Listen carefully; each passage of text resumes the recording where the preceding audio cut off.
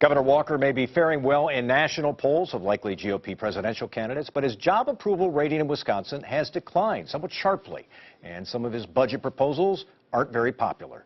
Those are just some of the findings of the latest Marquette University Law School poll, which came out on Thursday. The poll shows 56% of the roughly 800 people surveyed disapprove of the job Governor Walker is doing. It also shows Walker losing his own state to Democrat Hillary Clinton in a hypothetical presidential matchup.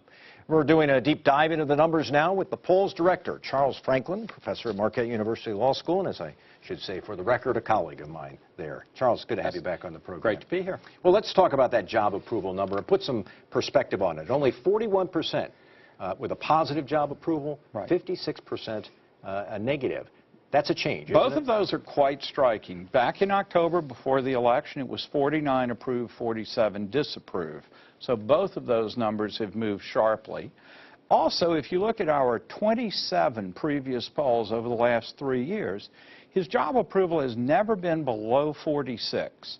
And so we're 5 points below that previous low. Likewise, his disapproval rating has never been above 51, and we're up to 56. So this is a pretty dramatic change, and it's a change in his ratings and some of the views that the public has of the state of the state. And let's talk about the budget right now, because he had some proposals in there that have been fairly controversial, cutting spending on K-12 public education, cutting spending for the UW system. Is it too big a jump to say there's a correlation between the way those budget policies have been perceived and his job approval? I think there is a connection, and it's fairly clear. First of all, there are a lot of people that don't want to see those big cuts, 78% for K-12, 70% for the UW.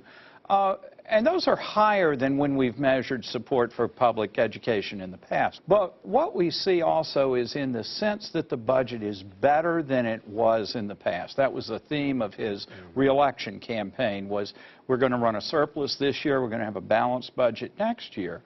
But when we ask people, do you think the budget is better, the same, or worse than in the past, it's down quite a bit on better. And it's not just down overall, but it's down among Republicans. Republicans in this survey are 16% less likely to say that the budget's better than it was. Independents who lean Republican, 16% down. So this goes to the management of the budget. Have you fixed the problems that we had 4 years ago? The public doesn't seem to think we have. And probably doesn't help that he hasn't been here in the state as much, traveling around. 2 years ago, with the 2013 budget, he was traveling around the state selling his policies. We've seen a lot less of him trying to do that. As a result, the negative messages about the budget coming from within his own party are affecting his standing. Yeah, it's hard for him to defend even the policies if you're out from time to time on the road talking about a presidential candidacy or something resembling a presidential candidacy. Yes. Hey, anybody should be surprised by the Clinton-Walker potential matchup, the 52-40 Clinton lead and something like that? Should anybody be surprised by that? I think it's in line with national polling data, and therefore it's not too surprising, but it is the governor's home state. I think we do have to admit, as divided as we are about the governor, there's a strong base of opposition to him that's not likely to be changed.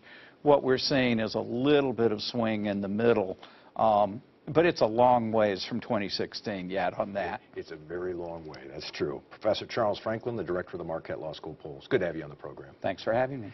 A former Wisconsin Democratic Congressman, Dave Obey, is predicting that Scott Walker will end up on the Republican presidential ticket as Jeb Bush's running mate.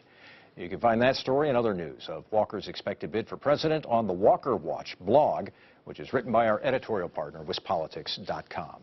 Coming up next, why it was a tough last week for supporters of a new arena in Milwaukee.